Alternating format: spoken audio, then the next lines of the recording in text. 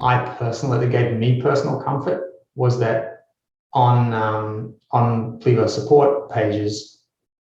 there is a status page that shows all of the downtime, and there's very, very little of it across all different things over a long period of time. I think it's the last month,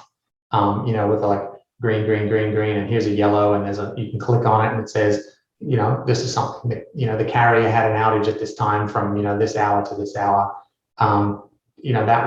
was fantastic to be able to see that transparency and to also see the past reliability. So, and that carried all the way through to, to the implementation of the system, where we had to build it, make it work, coordinate with the Plivo team, test it, and we had to go through all of that stuff before we could launch it to even see whether the uptake would be good.